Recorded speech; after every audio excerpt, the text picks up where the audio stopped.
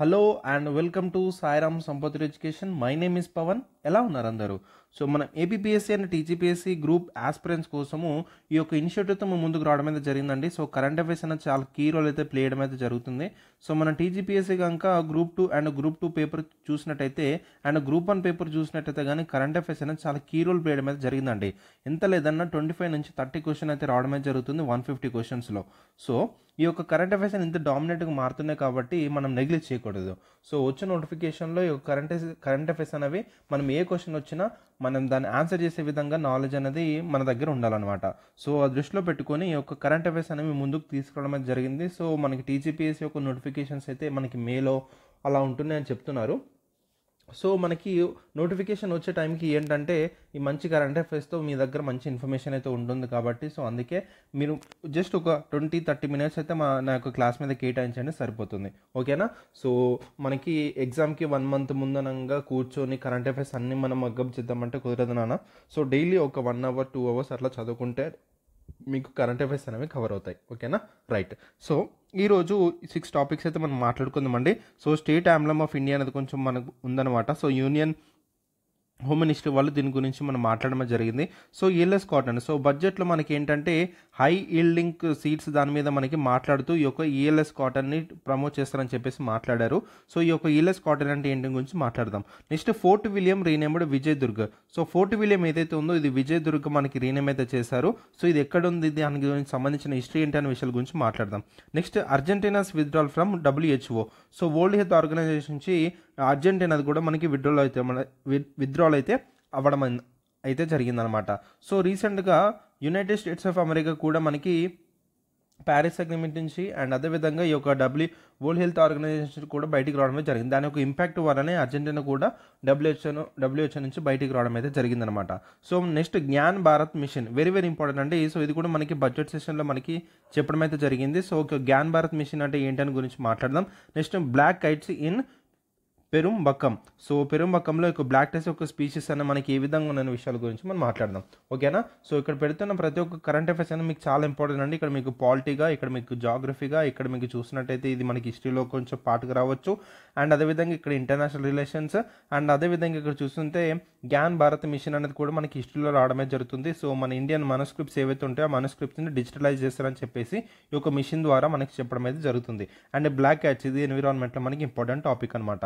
So current affairs అనేవి అన్ని areas నుంచి మనకి కవర్ అవడం అయితే జరుగుతుంది.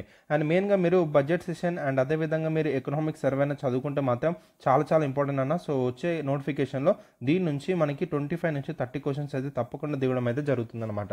ఓకేనా? సో ఎకానమీ అనేది స్టాటిక్ పార్ట్తో పాటు డైనమిక్ పార్ట్ అనేది కూడా ఎక్కువ ఉంటుంది కాబట్టి సో కాన్సెప్ట్స్ క్లియర్ చేసుకొని ఈ యొక్క పర్టికులర్ ఎలిమెంట్ని మనం కంప్లీట్ చేసుకోవాలి. ఓకేనా? ఎకానమీలో పట్టు పొందాలంటే. రైట్. సో ఈ యొక్క కరెంట్ అఫైర్స్ ఇన్ డీటెయిల్గా మనం మాట్లాడుకుందాం. సో సెషన్ అయితే 1.2x 1.5 స్పీడ్లో పెట్టుకుని అయితే చూడండి. రైట్. సో డిస్కషన్లకు వెళ్ళిపోయే ముందు సాయిరామ్ సంపత్ ఎడ్యుకేషన్ ఛానల్లో ఏపీపీఎస్సీ అండ్ టీజీపీఎస్సీ కోర్సెస్లో మీకు బిగ్గెస్ట్ ప్రైస్ డ్రాప్ ఆఫర్తో మేము ముందుకు రావడం అయితే జరిగిందండి. సో ఇక్కడ మీకు టీజీపీఎస్సీ గ్రూప్ 1 వచ్చేసి మనకి 3,999కి అండ్ టీజీపీఎస్సీ గ్రూప్ 2 వచ్చేసి 1,999కి అండ్ ఏపీపీఎస్సీ గ్రూప్ 1 వచ్చేసి మనకి 3,999కి అండ్ ఏపీపీఎస్సీ గ్రూప్ 2 వచ్చేసి 1,999కి అయితే అందించడం అయితే జరుగుతుందన్నమాట. ఈ యొక్క పర్టికులర్ ఆఫర్ అనేది ఫిబ్రవరి 10th వరకు మాత్రమే మనకి వ్యాలిడిటీ ఉంటుందండి, దాని తర్వాత మనకి ఉండదు. సో ఈ యొక్క ఆఫర్ అనేది వినియోగించుకొని ఒక పర్టికులర్ కోర్స్ అనేది తీసుకొని మీకు క్లాస్ అనేది స్టార్ట్ చేయొచ్చు. ఇందులో మీకు ఏంటంటే చాలా 1000+ అవర్స్ ఆఫ్ క్లాస్ అయితే మీకు చాలా కాంప్రహెన్సివ్ క్లాసెస్ అందించడం జరుగుతుంది. అదేవిధంగా మీకు పీడిఎఫ్ మెటీరియల్ ఇస్తారు. ఇందులోనే మీకు టెస్టులు కూడా ఇంక్లూడ్ అయి ఉంటాయి అన్నమాట. ఓకేనా? సో ఇంకా మనం లేట్ చేయకుండా డిస్కషన్లోకి వెళ్ళిపోదాం. చూడండి, first topic state emblem of India. రీసెంట్గా యూనియన్ హోమ్ మినిస్ట్రీ వాళ్ళు ఈ యొక్క స్టేట్ ఎంబ్లమ్ని ఇంప్రాపర్గా డెపిక్ట్ చేయకుండా ప్రివెంట్ చేయాలని చెప్పేసి ఇన్స్ట్రక్షన్స్ అయితే ఇవ్వడం అయితే జరిగిందనమాట. అండ్ తప్పకుండా సత్యమేవ జయతే అని ఒక ఈ మ్యాండేటరీగా ఇంక్లూడ్ అయి ఉండాలని చెప్పడం అయితే జరిగింది. సో ఈ స్టేట్ ఎంబ్లమ్ అనేది ఎప్పుడు మనకి అడాప్ట్ చేసుకున్నారంటే January 26, 1950 మనకి అడాప్ట్ చేసుకోవడం జరిగింది. ఈ పర్టికులర్ డేట్ అయితే మీరు గుర్తుపెట్టుకోవాలండి. అండ్ ఎక్కడి నుంచి దీన్ని అడాప్ట్ చేసుకున్నారు? మనకి Sarnath lion capital of Ashoka pillar నుంచి దీన్ని అడాప్ట్ చేసుకోవడం అయితే జరిగిందనమాట. సో అశోక పిల్లర్ మనకి సారనాథ్లో ఉంటుందండి. అశోక పిల్లర్ మీద ఇలా మనకి కనిపించే ఇక్కడ 3 సింహాలు కనిపిస్తున్నాయి కదా. సో 4వ సింహం మనకి పోలీస్ అనమాట. సో ఈ యొక్క ఈ యొక్క స్టేట్ ఎంబ్లమ్ అనేది స్టేట్ ఎంబ్లమ్గా దీన్ని అడాప్ట్ చేసుకోవడం అయితే జరిగింది ఆన్ January 26, 1950. దీన్ని మనము official seal of government of India కూడా దీన్ని వాడడం అయితే జరుగుతుంది. ఓకేనా, గుర్తుపెట్టుకోండి. సో ఇక్కడ మనకి యూసేజ్ ఆఫ్ స్టేట్ ఎంబ్లమ్ ఇది మనకి అడగొచ్చండి. సో ఎక్కడెక్కడ దీని యొక్క వాడకం ఉంటుందని చూస్తే లెటర్ హెడ్స్ ఆఫ్ సెంట్రల్ గవర్నమెంట్లోను, స్టేట్ గవర్నమెంట్లోను అండ్ అదర్ గవర్నమెంట్ ఏజెన్సీస్, గుర్తుపెట్టుకోండి. అండ్ కరెన్సీ ఆఫ్ ఇండియా మీద కూడా ఈ యొక్క పర్టికులర్ స్టేట్ ఎంబ్లమ్ ఉంటుంది. అండ్ పాస్పోర్ట్స్ ఆఫ్ ఇండియా మీద కూడా ఈ యొక్క స్టేట్ ఎంబ్లమ్ అనేది కనిపించడం అయితే జరుగుతుంది. ఓకేనా, సో చాలా ఇంపార్టెంట్. అండ్ అశోక చక్ర ఏదైతే నేషనల్ ఫ్లాగ్లో ఉంటుందో is taken from the national emblem ఇక్కడ ఉంది కదండి. సో ఇక్కడ నుంచి మనకి నేషనల్ ఫ్లాగ్లో అశోక చక్రాన్ని మనకి తీసుకోవడం అయితే జరిగిందనమాట.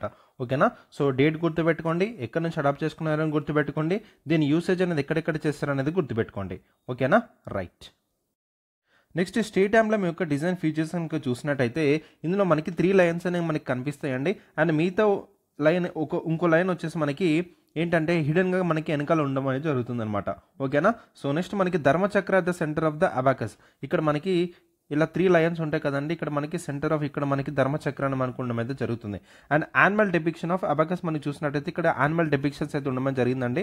సో యానిమల్ డెపిక్షన్ చూస్తే ఇక్కడ మనకి బుల్ మనకి రైట్ సైడ్లో ఉంటుంది, represent Taurus symbolising Buddha's birth, చాలా ఇంపార్టెంట్ గుర్తుపెట్టుకోండి. అండ్ హార్స్ మనకి లెఫ్ట్ సైడ్ ఉంటుంది, ఇది represents Kanthaka Buddha's horse during renunciation అనేది. అండ్ ఎలిఫెంట్ ఈస్ట్లో మనకు ఉండడం జరుగుతుంది, symbolise queen Maya's dream of white elephant. And lion నార్త్లో ఉంటుంది, represent Buddha's enlightenment and Dharma propagation. So ఇది మనకి చాలా ఇంపార్టెంట్ అనమాట. సో ఏ పర్టికులర్ యానిమల్ ఉందో అది దేన్ని సింబలైజ్ చేస్తుందని మనకి అడగొచ్చు. సో బుల్ వచ్చేసి మనకి బుద్ధాస్ బర్త్ అని సింబలైజ్ చేస్తే, హార్స్ వచ్చేసి బుద్ధాస్ హార్స్ డ్యూరింగ్ రినౌన్సియేషన్ మనకి సింబలైజ్ చేస్తుంది. అండ్ ఎలిఫెంట్ ఈస్ట్లో ఏదైతే ఉందో అది మన క్వీన్ మాయా డ్రీమ్లో వైట్ ఎలిఫెంట్ సింబలైజ్ అయితే చేయడం జరుగుతుంది. అండ్ లయన్ నార్త్ ఏదైతే ఉందో బుద్ధాస్ ఎన్లైన్మెంట్ అండ్ ధర్మ ప్రాపగేషన్కి రిప్రజెంట్గా ఉండడం అయితే జరిగిందనమాట. సో ఇది మనకి అడగడానికి స్కోప్ ఉంది, అడగొచ్చు, తప్పకుండా మీరైతే గుర్తుపెట్టుకోవాలన్నమాట. And outlines of Dharmachakra on extreme right on left of the abacus. So Dharmachakras అనేవి మనం చూసుకుంటే ఎక్స్ట్రీమ్ రైట్ లెఫ్ట్ ఆఫ్ అబాకస్లో మనకి అవుట్లైన్ అయితే చేయడం అయితే జరిగింది. అండ్ ధర్మచక్ర ఏదైతే ఉందో ఇది దేన్ని సింబలైజ్ చేస్తుందంటే బుద్ధాస్ ఫస్ట్ సెర్మన్గా మనకి సింబలైజ్ అయితే చేయడం అయితే జరుగుతుంది. ఓకేనా, సో ఇది చాలా ఇంపార్టెంట్ గుర్తుపెట్టుకోండి. ధర్మచక్ర ఏదైతే ఉందో బుద్ధాస్ ఫస్ట్ సెర్మన్గా మనకి సింబలైజ్ చేస్తుంది. ఏదైతే బుద్ధ ఫస్ట్ సెర్మన్ ఇచ్చారో దాన్ని మనం ధర్మచక్ర పరివర్తన అని కూడా పిలవడం అయితే జరుగుతుంది. ఇది మెయిన్గా మనకి ఏంటంటే బుద్ధిజంలో మనకి ఒక పర్టికులర్ టర్మ్స్ గురించి మనం నేర్చుకుంటాము, చాలా important. So Buddhism and Jainism నుంచి తప్పకుండా మన క్వశ్చన్స్ అనేది తీయడం అయితే జరుగుతుందండి ఏ క్వశ్చన్ పేపర్లోనైనా. సో బుద్ధిజం జైనిజం మీద కూడా అంటే హిస్టరీ పార్ట్లో మనకి చాలా important, right. So the official emblem does not include the bell shaped lotus found in the original lion capital. So original lion క్యాపిటల్లో మనకి ఈ యొక్క బెల్ షేప్ లోటస్ అని ఉంటుందండి. సో ఇక్కడ ఒఫిషియల్ ఎంబ్లమ్లో మనకి కనిపించదు అనమాట. ఈ పాయింట్ అనేది గుర్తుపెట్టుకోవాలండి. సో ఈ యొక్క పర్టికులర్ పాయింట్ మీద మనకి పడేయడం అయితే జరుగుతుంది క్వశ్చన్, ఎవరైతే మనకి ఎగ్జామినర్ పేపర్ ప్రిపేర్ చేస్తాడో. సో ఈ యొక్క పర్టికులర్ పాయింట్ మనకి రేజ్ చేసి ఏంటంటే, సో ఇక్కడ మనకి అఫీషియల్ ఆంగ్లంలో మనకి బెల్ షేప్ లోటస్ అనేది కనిపిస్తుందని చెప్పడం అయితే జరుగుతుందన్నమాట. యాక్చువల్గా మనకి కనిపించదు. సో దయచేసి ఈ పాయింట్ని గుర్తుపెట్టుకోండి. అండ్ మోటో చూసినట్టయితే సత్యమేవ జయతే అనేది ఈ యొక్క ఎంబ్లమ్ కింద మనకి దేవనాగరి స్క్రిప్ట్ మీద మనకి ఇన్స్క్రైబ్ అయితే ఉంటుంది. ఈ యొక్క మోటో అనేది ముండక ఉపనిషత్తు నుంచి తీసుకోవడం జరిగింది. ఈ యొక్క సత్యమేవ జయతే మీనింగ్ ఏంటంటే ట్రూత్ ఎలాన్ ట్రయంప్స్ అని అర్థం అనమాట. ఓకేనా, గుర్తుపెట్టుకోండి. నెక్స్ట్ చూసినట్టయితే legal provisions and penalty. So state emblem of India prohibition of improper use act 2005 అన్నది ఒకటి ఉందండి. సో ఈ యొక్క స్టేట్ ఎంబ్లమ్ ఆఫ్ ఇండియాని ఇంప్రాపర్గా యూజ్ చేస్తే దాన్ని ప్రొహిబిట్ చేయడానికి ఒక యాక్ట్ అయితే మనకి 2005లో తీసుకోవడం అయితే జరిగిందనమాట. అండ్ అదేవిధంగా state emblem of India regulation of use rules 2007. So ఒక రూల్స్ అనేది కూడా తీసుకోవడం జరిగింది 2007లో. సో ఇక్కడ unauthorised use can result in, ఒకవేళ స్టేట్ ఎంబ్లమ్ని ఇంప్రాపర్గా యూజ్ చేసినట్టయితే, అన్ఆథరైజ్డ్గా యూజ్ చేసినట్టయితే up to 2 years of imprisonment or up to 5,000 rupees అయితే మనకి ఫైన్ అయితే ఉండమని జరిగిందనమాట. ఓకేనా, సో ఇదైతే గుర్తుపెట్టుకోండి. 2 years వరకు ఇంప్రిజన్మెంట్ ఉంటుంది అండ్ అప్ టు 5000 వరకు ఫైన్ అది కూడా ఉంటుంది. సో ఇక పర్టికులర్ యాక్షన్ కూడా మనకి ఇంపార్టెంట్. ఏ విధంగా అంటే మనకి స్టేట్మెంట్స్లో స్టేట్ ఎంబ్లమ్ ఆఫ్ ఇండియాని ప్రొహిబిట్ చేయడానికి ఆర్ఎల్సీ ఒక రూల్స్ అనేది ఎటువంటి లేదు అని మనకి ఈ స్టేట్మెంట్ అనేది ఇస్తాడనమాట. సో అలాంటిది ఏం లేదు, మనకి ఈ యొక్క ఇంప్రాపర్ యూజ్ నుంచి ప్రొహిబిట్ చేయడానికి అయితే యాక్ట్ ఉంది. అండ్ అదేవిధంగా రెగ్యులేట్ చేయడానికి రూల్స్ అనేది కూడా 2007లో తీసుకొచ్చారనే విషయం మీరు గుర్తుపెట్టుకోవాలి. ఓకేనా, రైట్. యూనియన్ ఫైనాన్స్ మినిస్టర్ బడ్జెట్ని ప్రజెంట్ చేస్తూ ఒక 5-year మిషన్ని అనౌన్స్మెంట్ చేయడం అయితే జరిగింది. కాటన్ని టోటల్గా ప్రొడక్టివిటీ ఇంప్రూవ్ చేయడానికి అండ్ కాటన్ ఫార్మింగ్ ఏదైతే ఉందో ఎక్స్ట్రా లాంగ్ స్టెపుల్ కాటన్ వెరైటీస్తో ప్రమోట్ చేస్తారని చెప్పేసి అనౌన్స్మెంట్ అయితే చేశారనమాట. ఇందులో మనకి ఈ యొక్క extra long staple ELS cotton varieties అంటే ఏంటనేది మనం ఇప్పుడు నేర్చుకుందాం. So ELS cotton has a fiber length of 30 mm or more, making it superior in quality. So ELS cotton ఏదైతే ఉందో ఇది క్వాలిటీలో చాలా సుపీరియర్ అనమాట. సో దీని యొక్క ఫైబర్ లెంత్ కనుక చూస్తే మనకి 30 mm అయితే ఉండడం జరుగుతుంది. It comes mainly from the Gossypium barbadense species and also call Egyptian or Pima cotton. So ఇది ఒక ఈజిప్టియన్ ఆర్ పిమా కాటన్కి చెందిన ఒక స్పీషీస్ అనమాట ఈ యొక్క పర్టికులర్ ELS కాటన్ ఏదైతే ఉందో. సో దాన్ని ప్రమోట్ చేస్తే మనకి ఏంటంట ఫార్మర్స్కి ఈ యొక్క ఫైబర్ లెంత్ ఏదో 30 meters వరకు పెరుగుతుంది అండ్ క్వాలిటీ అనేది సుపీరియర్గా ఉంటుంది కాబట్టి సో వాళ్ళకి మంచి గిట్టుబాటు అనేది రావచ్చు అనే ఆలోచనతో తీసుకోవడం అయితే జరుగుతుంది. And Gossypium hirsutum makes up about 96% of India's cotton with fiber length of 25 to 28.6 mm medium staple. So ఇక్కడ మనకి చూస్తే ఇండియాకి సంబంధించిన స్పీషీస్ ఏంటి, గాసిపియం హిర్సటమ్. సో ఇక్కడ మనకి ELSకి సంబంధించిన స్పీషీస్ పేరు ఏంటి, గాసిపియం బర్డ్ అనే స్పీషీస్. సో ఇలా గుర్తుపెట్టుకోండి, ఓకేనా. సో ఈ యొక్క ఇండియాకి సంబంధించిన ఒక గాసిపియం హిరాటమ్ యొక్క స్పీషీస్ అనేది దాదాపు 96% ఆఫ్ ఇండియాస్ కాటన్ ఈ యొక్క స్పీషీస్ నుంచి చేస్తుందన్నమాట. దీని యొక్క ఫైబర్ కనుక చూస్తే 25 to 28.6 mm గంటూ ఉంటుంది. సో ఇది ఒక మీడియం స్టేపుల్ అనమాట. అదే మనకి ఎక్స్ట్రా లాంగ్ స్టేపుల్ ఇయ్యాలో చూస్తే మనకి 30 mm అయితే మనకి దాని యొక్క ఫైబర్ లెంత్ అయితే ఉండడం అయితే జరుగుతుంది, ఓకేనా. సో అందుకే ఈ యొక్క స్టేపుల్ని ఇంకా ఇంక్రీజ్ చేయాలని చెప్పేసి ఈ యొక్క స్పీషీస్ కాటన్ వెరైటీ సంబంధించిన సీడ్స్ అనేవి తీసుకురావాలని ఆలోచనలు అయితే ఉండడం అయితే జరిగిందనమాట. సో ఈ యొక్క ELS కాటన్ సంబంధించిన మన కీ ఫీచర్ చూసినట్టయితే ఇట్ ఈస్ అ సుపీరియర్ క్వాలిటీగా ఉండడం జరుగుతుంది, చాలా ఫైన్గా ప్రొడ్యూస్ చేస్తుంది, స్ట్రాంగ్గా ఉంటుంది అండ్ యాన్ కూడా చాలా స్మూత్గా ఉండడం జరుగుతుంది అండ్ ప్రీమియం టెక్స్టైల్స్ దీన్ని యూజ్ చేయడం అయితే జరుగుతుంది అనమాట. And highly durable and resistance to wear and టేర్గా కూడా మనకి రెసిస్ట్గా ఉంటుంది and making it suitable for luxury clothing and home textiles. So luxury textile క్లాతింగ్లోను అండ్ హోమ్ టెక్స్టైల్స్లోని సూటబుల్గా మనకైతే ప్రిపేర్ చేయడం అయితే జరుగుతుంది ఈ యొక్క ELS కాటన్ అనేది, ఓకేనా. మెయిన్గా చూసినట్టయితే ఈ యొక్క ELS కాటన్ అనేది ఎక్కడ మనకి మేజర్గా ప్రొడ్యూస్ చేస్తుందంటే ఈజిప్ట్లోను, చైనాలోను, ఆస్ట్రేలియాలోను, పెరూలోను దీని యొక్క మేజర్ ప్రొడ్యూసర్గా మనకి ఉండడం అయితే జరిగిందనమాట, ఓకేనా. సో ఈ యొక్క పర్టికులర్ కంట్రీస్లోనే మనకి ఈ యొక్క ELS కాటన్ ఏదైతే ఉందో which is the superior quality of the cotton ఇక్కడ మనకి మేజర్ ప్రొడ్యూస్గా అయితే ఉండమని జరిగింది. ఇండియాలో చూస్తే కల్టివేటెడ్ ఇన్ అట్పట్టి తాలూకా మహారాష్ట్రలో అండ్ తమిళనాడులోని Coimbatore and part of Karnataka and Madhya Pradesh. So మన ఇండియాలో కొన్ని పార్ట్స్లో మాత్రమే ఈ యొక్క పర్టికులర్ ELS మనకి కాటన్ అనేది గ్రో చేయడం అయితే జరుగుతుంది, ఓకేనా. సో అసలు గ్రో చేయట్లేదు ఇండియాలో, అసలు లేనే లేదు అని మనకి ఇస్తే మాత్రం స్టేట్మెంట్ అనేది మనకి తప్పవుతుంది. దయచేసి ఈ విధంగా మీరు అనలైజ్ చేసుకోవాలి, క్వశ్చన్ మనకి ఏ విధంగా ఫ్రేమ్ చేయొచ్చు ఒక పర్టికులర్ టాపిక్ మీద అనేది అనలైజ్ చేసుకోవాలండి మీరే చదువుతున్నప్పుడు, ఓకేనా. సో మేజర్ ప్రొడ్యూసర్గా మనకి 4 countries ఉండడం జరిగింది అండ్ ఇండియాలో కనుక చూస్తే కల్టివేట్ చేస్తారు, కొన్ని ఏరియాస్లో మాత్రమే చేస్తారు. సో అట్పట్టి తాలూకా మహారాష్ట్రలో, Coimbatore Tamil Nadu and parts of Karnataka and parts of మధ్యప్రదేశ్లో కూడా దీన్ని కల్టివేషన్ అయితే చేస్తున్నారని అయితే మనకి ఇక్కడ తెలుస్తుంది, ఓకేనా. అండ్ ఇక్కడ cotton is divided into short, medium and long staple based on fibre length. ఏదైతే మన కాటన్ ఉందో కాటన్ అనేది దాని ఫైబర్ లెంత్ బేస్ చేసుకొని షార్ట్ గాను, మీడియం గాను అండ్ అదేవిధంగా లాంగ్ స్టేపుల్ గాను అయితే మనకి డివైడ్ చేయడం అయితే జరిగింది, ఓకేనా. So types of cotton based on fibre లెంత్గా చూసినట్టయితే short staple in the shortest fibre length and medium staple ఏదైతే ఉందో most common grown in India. So most common ఇండియాలో గ్రో చేసేది ఏంటంటే మీడియం స్టెపుల్ అనమాట. దాదాపు 96% ఈ యొక్క మీడియం స్టెపుల్లో గ్రో చేయడం అయితే జరుగుతుంది. So typically fibre range 25 to 28.6 mm ఉండడం జరుగుతుంది. సో దానికి సంబంధించిన స్పీషీస్ ఏంటి, గాసిపియం హిరాటమ్ స్పీషీస్ అనమాట. సో ఏదైతే మీడియం స్టెపుల్ ఏదైతే ఇండియాలో గ్రో చేస్తున్నారో అది. అండ్ ఎక్స్ట్రా లాంగ్ స్టెపుల్ స్పీషీస్ వచ్చేసి దాదాపు 30 mm లాంగర్ అయితే ఉండడం జరుగుతుంది ఫైబర్ అనేది. మోస్ట్లీ ఫ్రమ్ స్పీషీస్ గాసిపియం బర్బాడెన్స్, ఓకేనా. సో గాస్పియం బర్బాడెన్స్ అనే ఒక స్పీషీస్ నుంచి దీన్ని మన ఈ యొక్క ఎక్స్ట్రా లాంగ్ స్టేబుల్ స్పీషీస్ అయితే గ్రో చేయడం అయితే జరుగుతుంది. సో ఈ యొక్క గాస్పియం బర్బాడెన్స్ని also known as Egyptian or Pima cotton అని కూడా అనడం అయితే జరుగుతుంది, ఓకేనా. సో గుర్తుపెట్టుకున్నానా. సో ఇలాంటి కొన్ని ఫ్యాక్చువల్ డేటా అయితే మీరు చాలా గుర్తుపెట్టుకోవాలి. సో కాటన్ ఏదైతే ఉందో ఫైబర్ లెంత్ని బేస్ చేసుకొని ఇక్కడ మనకి కాటన్ని టోటల్గా 3గా డివైడ్ చేసుకోవడం అయితే జరిగింది, స్మాల్, మీడియం అండ్ స్టెపుల్. ఇందులో భాగంగా చూసుకుంటే మీడియం స్టెపుల్ ఏదైతే ఉందో ఇండియాలో దాదాపు 96% ఇదే మనకి గ్రో చేయడం అయితే జరుగుతుందన్నమాట. సో దాదాపు 25 నుంచి 28.6 మీటర్స్ గ్రో చేయడం అయితే జరుగుతుంది, ఓకేనా. సో ఇలాంటి పాయింట్స్ అయితే మీరు గుర్తుపెట్టుకోవాలి, రైట్. అండ్ ఎందుకు ఇండియాలో ఈ యొక్క ఈఎల్ఎస్ కాటన్ని గ్రో చేయలేకపోతున్నారంటే, so cotton farmers don't grow ELS cotton for various reasons. So ఎందుకంటే లో ఈల్డ్ రావడము. సో ఇక్కడ మనం చూస్తే మీడియం స్టెప్పులు వచ్చేసి మనకి ఏంటంటే దాదాపు 10 to 12 క్వింటల్స్ అయితే ఇవ్వడం జరుగుతుంది పర్ ఎకర్కి. అదే ఈఎల్ఎస్ కాటన్ చూస్తే ఓన్లీ 7 to 8 క్వింటల్స్ మాత్రమే మనకి రావడం అయితే జరుగుతుందన్నమాట. సో అండ్ అదేవిధంగా కూడా మన మార్కెట్ ఛాలెంజెస్ కూడా ఉన్నాయి. సో ఈఎల్ఎస్ కాటన్ అంటే ప్రీమియం ప్రైజెస్కి అంత స్టాక్ మార్కెట్ లింకేజ్ లేకపోవడం వల్ల కూడా ఈ యొక్క ఈఎల్ఎస్ కాటన్ అనేది ఇండియాలో గ్రో చేయలేని పరిస్థితి మనం చూడడం అయితే జరుగుతుందన్నమాట, ఓకేనా. ఒకటి వచ్చేసి మనకి లో ఈల్డ్ ఉండడం వల్ల, ఒకటి వచ్చేసి మనకి మార్కెట్ ఛాలెంజెస్ వల్ల ఇండియాలో గ్రో చేయలేకపోతున్నారు. సో ఇప్పుడు ఇండియా ఇప్పుడు ఏం చేయాలి. సో గవర్నమెంట్ అనేది ఈ యొక్క ఈఎల్ఎస్ కాటన్ వెరైటీస్ని తీసుకొచ్చి ఇక్కడ మార్కెటింగ్ ఏదైతే ఉందో ఈ యొక్క గ్యాప్స్ అనేవి టోటల్గా ఫిల్ చేసేయాలి.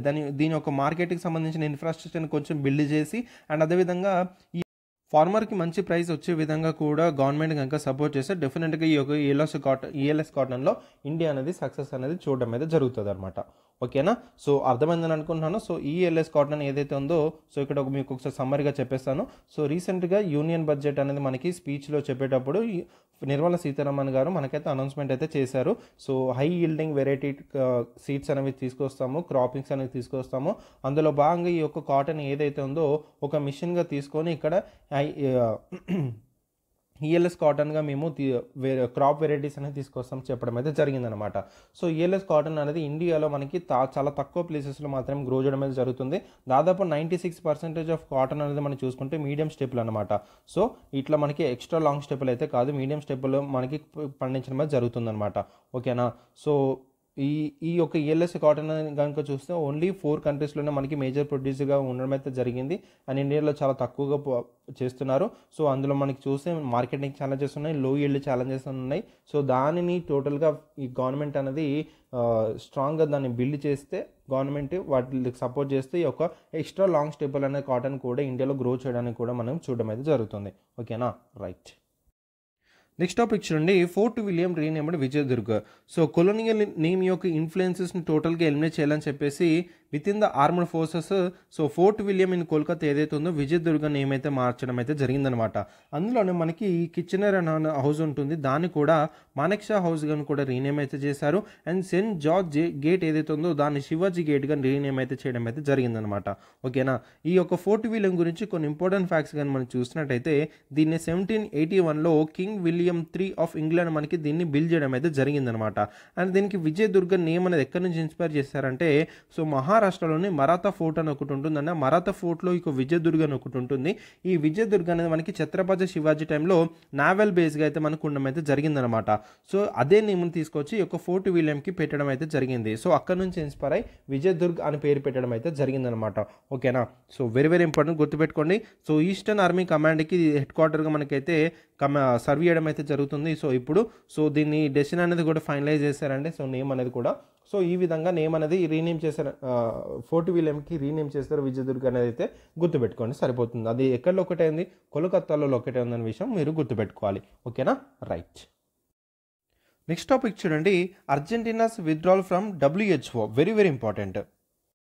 ఎందుకంటే యూఎస్ఏకి మనకి ప్రెసిడెంట్ ట్రంప్ అయిన తర్వాత మనకి ఏంటంటే చాలా ఇంపార్టెంట్ ఈవెంట్స్ అయితే జరుగుతున్నాయండి. అందులో వన్ ఆఫ్ ద ఇంపార్టెంట్ ఏంటంటే సో యూఎస్ఏ WHO నుంచి బయటికి రావడం. సో వరల్డ్ హెల్త్ ఆర్గనైజేషన్ నుంచి యూఎస్ అనేది బయటకు వచ్చింది. సో దాని యొక్క ఇంపాక్ట్ అనేది కూడా మనకి ఇక్కడ చూడమే జరుగుతుంది. సో అర్జెంటీనా కూడా ఇప్పుడు వరల్డ్ హెల్త్ ఆర్గనైజేషన్ కూడా బయటికి రావడం అయితే జరిగిందనమాట. So the president of Argentina has order Argentina's withdrawal from the World health Organization due to profound disagreements with the agency policies. So దీని ఒక పర్టికులర్ రీజన్ కానీ మనం చూసైతే which is a domino effect of the US withdrawal. So US మనకి withdrawal అవ్వడం వల్ల కూడా వేరే కంట్రీస్ అనేవి కూడా ఇందులో నుంచి బయటికి రావడం అయితే జరుగుతుంది, ఓకేనా. సో ద ప్రైమరీ రీజన్ ఏంటంటే so health management policies and particular during COVID-19 ఏదైతే ఉందో అక్కడ మనకి చాలా డిఫరెన్సెస్ అని ఏర్పడడం అయితే జరిగిందని చెప్పడం అయితే జరుగుతుంది ఈ యొక్క అర్జెంటీనా సంబంధించిన సో ఎవరైతే ఆఫీసర్స్ ఉంటారో వాళ్ళు అనమాట. సో అర్జెంటీనా దాదాపు 8 మిలియన్స్ అనేవి WHO కాంట్రిబ్యూట్ చేయడం అయితే జరిగింది. అండ్ ఇన్ ద బడ్జెట్ 2024-2025 కానీ 6.9 బిలియన్స్ అనే వాళ్ళు ఫైనాన్షియల్ ఇంపాక్ట్గా మనకి చేయడం అయితే జరిగిందనమాట. ఓకేనా. సో సోవరెనిటీ కన్సర్న్స్ మనం చూసినట్టయితే Argentina opposes international influences over the national health care decisions. So అర్జెంటీనాలో ఉన్న ఈ యొక్క హెల్త్ కేర్ డెసిషన్స్ అనేవి ఈ యొక్క ఇంటర్నేషనల్ ఇన్ఫ్లుయెన్స్ ఉండకూడదని చెప్పేసి కూడా మనకు వాళ్ళు చెప్తున్నారు. మేము సోవర్నిటీగానే మేము సాల్వ్ చేసుకుంటాం మా యొక్క నేషనల్ ఇష్యూస్ అని అర్జెంటీనా అయితే చెప్పడం అయితే జరుగుతుంది. సో ఇక్కడ మనకి నెక్స్ట్ రాబోయే క్వశ్చన్లు ఏంటంటే వరల్డ్ హెల్త్ ఆర్గనైజేషన్ నుంచి బయటకు వచ్చిన దేశాలు ఎన్ని అవి ఏంటని మనకు అడగడానికి స్కోప్ ఉంది కాబట్టి సో యూఎస్ఏ బయటకు వచ్చింది అండ్ అర్జెంటీనా ఇప్పుడు బయటకు వచ్చింది అండ్ ఫ్యూచర్లో కూడా ఇంకేమన్నా కంట్రీస్ అన్న మనకి బయటికి రావడానికి ఛాన్స్ ఉండొచ్చు. ఓకేనా. సో చూడండి మనకి తప్పకుండా వీటి మీద క్వశ్చన్ అంటే దిగిపోతుందండి. ఇంటర్నేషనల్ రిలేషన్స్ మనకి క్వశ్చన్స్ అడగాలంటే ఇట్లాంటి వాటి మీద మనకి అడగడానికి స్కోప్ ఉంటుంది. ఓకేనా. రైట్. నెక్స్ట్ మనకి జ్ఞాన్ భారత్ మిషన్ ఇది కూడా మనకి ఇంపార్టెంట్ అండి. సో ఎందుకంటే రీసెంట్గా యూనియన్ బడ్జెట్ స్పీచ్లో మనకి ఒక స్పెషల్ మిషన్ అయితే అనౌన్స్ చేయడం అయితే జరిగిందనమాట. So it is the India's manuscript heritage సంబంధించిన కన్జర్వేట్ చేయడానికి తీసుకొచ్చిన ఒక మిషన్ అనమాట. So launch as a Gyan Bharat mission it intends to cover more than 1 crore manuscripts. So ఇండియాలో మ్యానుస్క్రిప్ట్స్ ఏవైతే ఉన్నాయో అక్కడక్కడ మనకి పడిపోయి ఉండడం జరిగిందనమాట. ఈ మ్యానుస్క్రిప్ట్స్ అన్ని కలెక్ట్ చేసి ఈ యొక్క జ్ఞాన్ భారత్ మిషన్ ద్వారా ఏం చేస్తున్నారు దీన్ని డిజిటల్గా చేయడం అయితే జరుగుతుందనమాట. సో చాలా ఇంపార్టెంట్ గుర్తుపెట్టుకోండి. సో మ్యానుస్క్రిప్ట్స్ అంటే ఏంటి? So refers to the hand written composition that may be inscribed on material such as paper, bark, palm leaves. So ఏదైతే పేపర్ మీద, బార్క్ మీద, పామ్ లీవ్స్ మీద సో ఇలాంటి రాసి ఉంటాయి కదండి. సో ఇలాంటి మ్యానుస్క్రిప్ట్స్ అన్నింటిని డిజిటలైజ్ చేస్తారని చెప్పడమే జరుగుతుంది. సో వీటిని మనం మ్యానుస్క్రిప్ట్స్ అంటాం అనమాట. So to qualify as a manuscript a document must be at least 75 years old. ఇది ఇంపార్టెంట్ అని గుర్తుపెట్టుకోవాలి మీరు. సో 75 years ఓల్డ్ ఉంటే ఆ పర్టికులర్ డాక్యుమెంట్ని మ్యానుస్క్రిప్ట్గా క్వాలిఫై అయితే చేయడమే జరుగుతుంది. And hold scientific, historical and aesthetic value అనేది కూడా దానికి కన్సిడర్ అయి ఉండాలన్నమాట. ఓకేనా. సో మ్యానుస్క్రిప్ట్గా మనకి క్వాలిఫై అవ్వడానికి కూడా సర్టెన్ క్రైటీరియా అయితే ఉందండి. సో ఇది గుర్తుపెట్టుకోవాలి మీరు. సో 75 years ఆఫ్ ఓల్డ్గా ఉండాలి అటు పర్టికులర్ డాక్యుమెంట్ అనేది. అండ్ సైంటిఫిక్గా, హిస్టారికల్, ఆసెటిక్ వాల్యూ అనేది కూడా డాక్యుమెంట్కి ఉంటే దాన్ని మ్యానుస్క్రిప్ట్గా వాళ్ళు క్వాలిఫై అయితే చేయడం అయితే జరుగుతుంది. ఓకేనా. ఇండియాలో చూసుకుంటే దాదాపు 10 million మ్యానుస్క్రిప్ట్స్ అనేవి ఉన్నాయి. In 80 ancient scripts like Brahmi, Kushana, Gaudi, Lepcha and Maithili ఇలా మనకి ఏన్షియంట్ స్క్రిప్ట్స్ అయితే మనకు ఉండడం అయితే జరిగిందనమాట. ఓకేనా. దాదాపు 10 million మ్యానుస్క్రిప్ట్స్ అంటే ఇది నార్మల్ విషయం కాదండి. సో చాలా నాలెడ్జ్తో ఉన్న మ్యానుస్క్రిప్ట్స్ అయితే మన దగ్గర ఉన్నాయి కాబట్టి అలాంటి మ్యానుస్క్రిప్ట్ని అందరికి అవైలబుల్గా చేసి అందరిని రీడబుల్గా మనకి చేసినట్టయితే మంచి నాలెడ్జ్ అయితే మనకి పొందుపరచడం జరుగుతుంది. అండ్ అదేవిధంగా ఇండియాకి సంబంధించిన మనకి ఈ యొక్క హిస్టారికల్ సంబంధించిన వాల్యూ అనేది కూడా ప్రిజర్వ్ చేసినట్టు కూడా మనకు ఉంటుందన్నమాట. ఓకేనా. సో ఆఫ్ దిస్ ఏదైతే 10 million మ్యానుస్క్రిప్ట్స్ ఏవైతే ఉన్నాయో ఆఫ్ దిస్ దాదాపు 75% అని మనకి సాంస్క్రిట్లో ఉంటే 25% అని మనకి రీజనల్ లాంగ్వేజెస్ వేరే రీజనల్ లాంగ్వేజెస్లో ఉండడం అయితే జరిగిందనమాట. ఓకేనా. So which is very important అండి. సో జ్ఞాన్ భారత్ మిషన్ మీద మనకు క్వశ్చన్ రావడానికి స్కోప్ ఉంది. సో దయచేసి ఇలాంటి పాయింట్స్ని మీరు నోట్ చేసుకొని పెట్టుకోండి. సో ఎగ్జాంపుల్గా ఇక్కడ ఒక మ్యానుస్క్రిప్ట్ మనం చూసినట్టయితే బక్షాల మ్యానుస్క్రిప్ట్ అండి. It is a 3rd or 4th century ADకి సంబంధించిన అనమాట. It is an ancient Indian mathematical text return on birch BARC is considered to be the earliest recorded example of use of zero. Very important. So ఇట్లాంటివి మీరు గుర్తుపెట్టుకోవాలండి. So బక్షాల manuscript ఏదైతే ఉందో ఇది ancient Indian మ్యాథమెటిక్లకు సంబంధించిన ఒక return text అనమాట.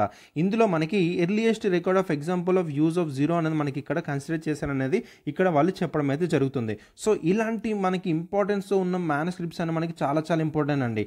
So ఇలాంటి manuscripts అని బయటికి తీసుకొచ్చి మనకు చూపిస్తే మన ఇండియా అనే వాల్యూ అనేది ఏన్షియంట్ నుంచి ఇంత ఇదిగా ఉందనే విషయాలు మనకి తెలుస్తుంది అనమాట. ఓకేనా. So very important. సో గుర్తుపెట్టుకోండి. సో మ్యానుస్క్రిప్ట్స్ అనేవి ఇది ఒక హ్యాండ్ రిటెన్ కాంపోజిషన్స్. ఇది మనకి క్వాలిఫై అవ్వడానికి 75 years ఓల్డ్ ఉండాలి. అండ్ మన ఇండియాలో మనకి దాదాపు 10 million మ్యానుస్క్రిప్ట్స్ ఉన్నాయి. అందులో 75% సాంస్క్రిట్ ఉంటే 25% ఏమన్నా రీజనల్ లాంగ్వేజెస్ ఉన్నాయి. అందులో మనకి బెస్ట్ ఎగ్జాంపుల్ బక్షాల మ్యానుస్క్రిప్ట్ అని మనం చూసుకుంటే ఇది ఒక Indian mathematical text return ancient Indian text అనమాట. ఇందులో మనకి example of use of zero అనేది ఎర్లియస్ట్ రికార్డ్గా కన్సిడర్ చేయడం అయితే జరిగింది. ఇలాంటి మ్యానుస్క్రిప్ట్స్ అనేవి డిజిటలైజ్ చేయడం అనేది it's one of the good thing అని మనం చెప్పొచ్చు. ఓకేనా. రైట్. ఇప్పుడు మన జ్ఞాన్ భారత్ మిషన్ ఏం చేస్తుంది?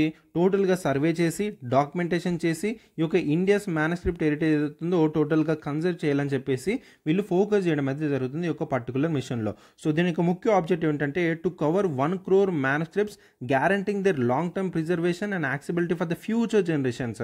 ఇది చాలా important. And additionally it aims to promote India's rich literary and intellectual traditions on global platform. ఈ పాయింట్ చాలా ఇంపార్టెంట్ అండి. సో ఇలాంటి పాయింట్స్ అంటే మనకి మెయిన్స్లో చాలా బాగా ఉపయోగపడడం అయితే జరుగుతుందన్నమాట. సో ఇట్లాంటి పాయింట్స్ మీరు తప్పకుండా రాయాలి. ఇండియా హెరిటేజ్ సంబంధించి కానీ ఇండియా హెరిటేజ్ ఇన్నర్ లిటరరీ సంబంధించి ఏదైనా క్వశ్చన్ మీకు అపీర్ అయినప్పుడు ఇట్లాంటి పాయింట్ అని మీరు పికప్ చేసి మీరు కంక్లూజన్లో కానీ ఇంట్రడక్షన్లో కానీ మీరు వాడాల్సి ఉంటుంది అనమాట. అర్థమవుతుందా? సో స్టాటిక్ పార్ట్తో పాటు ఇలాంటి టర్మ్స్ అని మీరు తీసుకెళ్ళి మీ యొక్క ఆన్సర్ షీట్లో పెడితే ఏంటంటే చాలా బాగా కనిపించడం అయితే జరుగుతుంది. ఒక ఎక్స్ట్రా మార్క్ రావడానికి మనకైతే ఉంటుందన్నమాట. అండ్ బడ్జెట్ ఎలొకేషన్ మీరు చూసినట్టయితే ఈ యొక్క national mission for manuscripts has been significant increase from 3.5 crore to 60 crore in the Union Budget 2025-2026 to accommodate the Gyan Bharat mission. So దాదాపు 60 crore రూపీస్ అయితే మనకి అలొకేట్ అయితే చేయడం అయితే జరిగిందనే విషయం ఇక్కడ మనకి తెలుస్తుంది. అండ్ ఇంప్లిమెంటరీ మినిస్ట్రీ ఎవరు? మినిస్ట్రీ ఆఫ్ కల్చర్ దీనికి రెస్పాన్సిబుల్ అనమాట. సో మినిస్ట్రీ అన్న వాళ్ళు చాలా చాలా ఇంపార్టెంట్, గుర్తుపెట్టుకోండి. మనకి ఆర్కియాలజికల్ సర్వే ఆఫ్ వాళ్ళు మనకి ఇంప్లిమెంట్ చేస్తారని మనకి చెప్పొచ్చు నా స్టేట్మెంట్స్లో. ఆర్కియాలజీ సర్వే ఆఫ్ ఇండియా వాళ్ళు కాదు, మనకి మినిస్ట్రీ ఆఫ్ కల్చర్ మనకి ఈ యొక్క పర్టికులర్ మిషన్ టోటల్గా ఇంప్లిమెంటేషన్ అయితే చేయడం జరుగుతుంది అనమాట. సో దాని యొక్క సంబంధించిన ఎగ్జిక్యూషన్ కానీ ఇంప్లిమెంటేషన్ కానీ ఓకేనా, వెరీ వెరీ ఇంపార్టెంట్. అండ్ అదేవిధంగా revival of NMM through this initiative the government is making a significant effect to revive National manuscript Mission which was launch in the 2003 but renamed largely inactive. So 2003లో దీన్ని అయితే తీసుకురావడం అయితే launch చేశారు. But ఏంటంటే చాలా ఇన్యాక్టివ్లోకి వెళ్ళిపోవడం అని జరిగింది. అందుకే దాన్ని రీగెయిన్ చేయాలి అని చెప్పేసి దీన్ని రివైవ్ చేయాలని చెప్పేసి ఇప్పుడు గవర్నమెంట్ అనేది చాలా ఫోకస్గా ఈ యొక్క పర్టికులర్ మిషన్ మీద చాలా ఫోకస్గా పెట్టడం అయితే జరిగింది. ఓకేనా, వెరీ వెరీ ఇంపార్టెంట్. అర్థమైందని అనుకున్నానండి. ఇక్కడ ఈ పర్టికులర్ పాయింట్ ఆబ్జెక్టివ్ ఏదైతే ఉంది మీరు గుర్తుపెట్టుకోవాలి. ఈ పర్టికులర్ ఆబ్జెక్టివ్ అనేది మీ యొక్క క్వశ్చన్ పేపర్స్లో కానీ మీ యొక్క మెయిన్స్ ఆన్సర్ షీట్స్లో మీకు ఉపయోగపడడం అనేది జరుగుతుంది. సో మన కరెంట్ అఫైర్స్ అనేవి ప్రిలిమ్స్ సపరేట్గా మెయిన్స్ సపరేట్గా అలా చదవద్దండి. సో మెయిన్స్ అనేటివి కూడా మనం ప్రిపరేషన్ చేస్తున్న టైంలోనే కొన్ని పాయింట్స్ అని మనం పిక్ చేసుకుంటూ ఉండాలన్నమాట. ఓకేనా, right. So national manuscript mission మనం చూస్తూ 2003లోనే మనకి తీసుకురావడమే జరిగింది. ఈ యొక్క నేషనల్ మ్యానుస్క్రిప్ట్ మిషన్ మనకి జ్ఞాన్ భారత్ మిషన్ అనమాట. సో ఈ యొక్క జ్ఞాన్ భారత్ మిషన్ అనేది ఇప్పుడు దీన్ని రివైవ్ చేసి అంటే నేషనల్ మ్యానుస్క్రిప్ట్ మిషన్ 2003లో తీసుకొచ్చారు. ఈ యొక్క పర్టికులర్ మిషన్ ఇప్పుడు మనకి రివైవ్ చేసి జ్ఞాన్ భారత్ మిషన్ అని చెప్పడం అయితే జరుగుతుందన్నమాట. ఓకేనా, సో ఈ యొక్క మినిస్ట్రీ ఆఫ్ కల్చర్ మనకి ఈ యొక్క పర్టికులర్ స్కీమ్ని 2003లో under Indira Gandhi national centre for arts మనకి లాంచ్ చేయడం అయితే జరిగిందనమాట. It aims to preserve make accessible India's vast manuscript heritage. So దీని యొక్క ముఖ్య ఏం కూడా అదే అనమాట. So ఐజీఎన్సీఏ Indira Gandhi national centre for arts ఏదైతే ఉంది it was established in 1987 as an autonomous institution for research academic pursuit and డిసెమినేటెడ్ in the ఆర్ట్స్లో మనకి ఒక ఈ అంత ఇంపార్టెంట్ కదండి పాయింట్ అనేది. సో జస్ట్ ఈ యొక్క నేషనల్ మ్యానుస్క్రిప్ట్ మిషన్ అనేది 2003లో మనకి తీసుకొచ్చారు.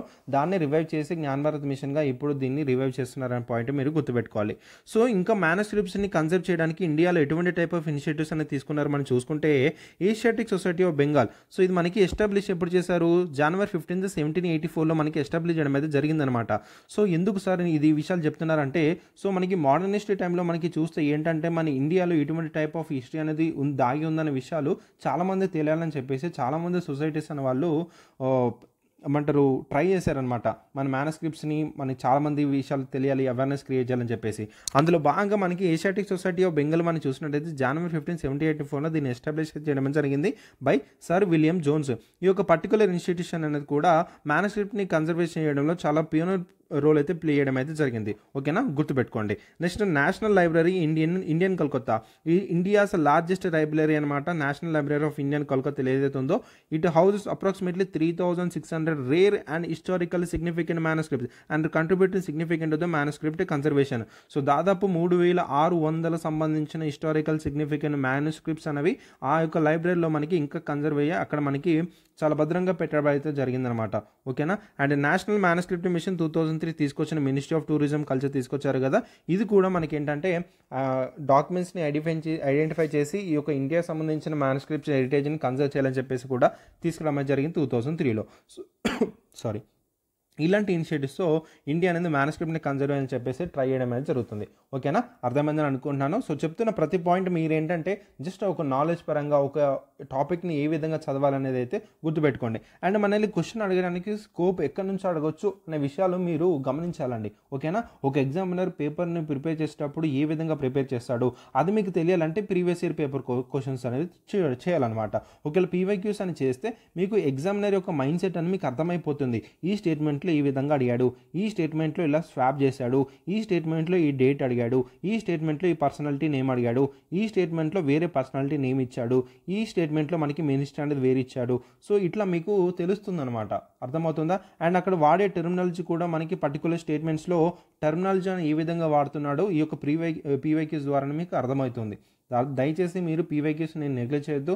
పీవైక్యూస్ ఏవైతే మన గ్రూప్ 2 గ్రూప్ 3 పేపర్స్ ఉన్నాయో దయచేసి అవి చూడండి.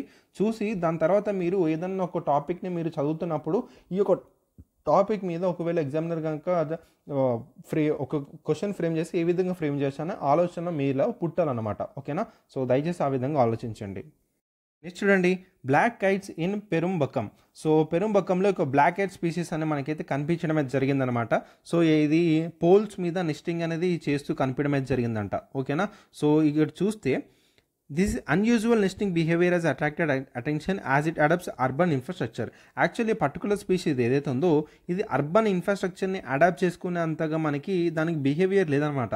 అర్థమవుతుందా? సో ఇట్ ఈజ్ అన్ రూరల్కి సంబంధించిన ఒక బర్డ్, ఒక స్పీషీస్ అనమాట ఇది. ఓకేనా? అండ్ అదేవిధంగా మనం చూసినట్టయితే ఇలాంటి మ్యాన్ మేడ్ స్ట్రక్చర్స్ మీద ఈ విధంగా వైల్డ్ లైఫ్ అనేది రిలేషన్షిప్ అనేది హైలైట్ చేయడం అనేది ఇట్స్ వన్, అది కూడా రేర్ స్పీషీస్ అలా కనిపించడం అనేది సో న్యూస్లో కొంచెం హైలైట్గా ఉండడం అయితే జరిగింది. ఓకేనా? సో బ్లాక్ కైట్స్ అనేవి యూజువల్గా మైగ్రేటరీ అనమాట. అంటే ఒక ప్రాంతం నుంచి ఒక ప్రాంతంలో వెళ్ళిపోయి, అంటే ఒక ప్రాంతంలోనే ఉండి నెస్టింగ్ చేసి అక్కడనే నివాసం ఉండే బర్డ్స్ కాదనమాట. అవి మైగ్రేటరీ స్పీషీస్.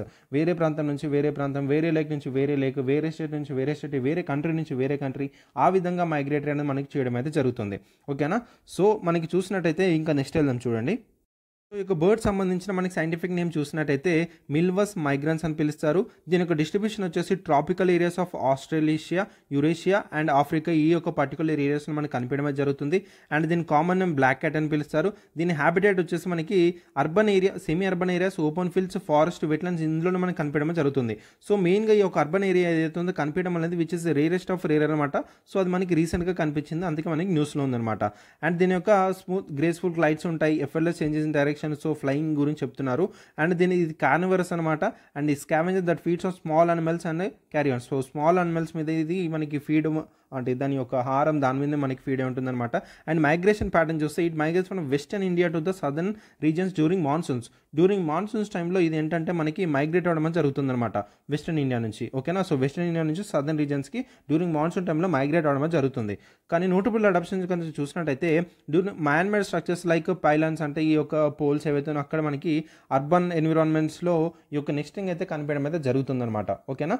సో ఇది కనిపించడం అనేది which is rarest of the rare. And conservation stage చూస్తే ఐయుసిఎన్లో మనకి లీస్ట్ కన్సర్న్గా ఉంది. అండ్ సైట్స్లో మనకి అపెండిక్స్ 2లో మనకి ఒకటి పెట్టడం జరిగింది. And Wildlife Protection Act 1972లో షెడ్యూల్ 2లో మనకి ప్లే చేయడం అయితే జరిగిందనమాట. ఈ యొక్క కన్జర్వేషన్ స్టేట్ అనేది కూడా మీకు చాలా చాలా ఇంపార్టెంట్, గుర్తుపెట్టుకోవాలి ఇవి. ఓకేనా? రైట్. నెక్స్ట్ చూడండి. సో ఇక మైగ్రేటరీ బిహేవియర్ ఏంటంటే మనకి చూసుకుంటే globally it migrates from Europe and north Asia and spends winter in sub Saharan Africa and south Asia. ఇలాంటి ఏరియాస్ నుంచి ఎన్నెన్నో ఏరియాస్ నుంచి తిరిగేసి వచ్చేది ఇప్పుడు ఒక ఏరియాకి వచ్చి గూడు కట్టుకొని అక్కడ ఉంటుందన్నమాట.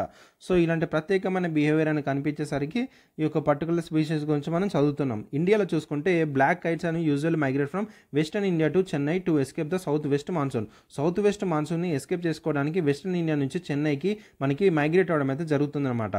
సో కానీ చూసుకుంటే but they living in Perumbakkam have adapted to urban లైఫ్కి అడాప్ట్ అయ్యి అక్కడ పెరుంబకంలోనే నివాసం అయితే ఉండడం జరుగుతుంది. Now these kites do not migrate అవ్వట్లేదు, but instead they are urban infrastructure especially poles to build nest and raise their young all year round. So ఈ విధంగా స్పీషీస్ అనేది మనకి న్యూస్లో ఉంది. సో స్పీషీస్ న్యూస్ అనేది కూడా మనకి ఇంపార్టెంట్ కాబట్టి అందుకే ఈ యొక్క టాపిక్ని మేము ముందుకు తీసుకొచ్చి మాట్లాడడం అయితే జరిగింది. సో ఇలాంటి మరిన్ని ఇంపార్టెంట్ కరెంట్ అఫైర్స్ అనే సెషన్లో కూడా మాట్లాడుకుందామంటే సో డైలీ ఒక 5-6 టాపిక్స్ మీద మనం ఇలా ఒక హాఫ్ అన్ అవర్ స్పెండ్ చేసి మనం మాట్లాడుకున్నామంటే మంచి ఒక నోటిఫికేషన్ వచ్చే టైంకి ఏంటంటే మంచి bunch of knowledge, bunch of current affairs అనేవి మన దగ్గర ఉంటాయండి. ఓకేనా? సో నెక్స్ట్ క్లాస్లో కూడా ఈ విధంగా మనం మాట్లాడుకుందాం, నాలెడ్జ్ షేర్ చేసుకుందాం. So until then keep reading and take care of your health, and this is Pawan and I'm signing off. Bye.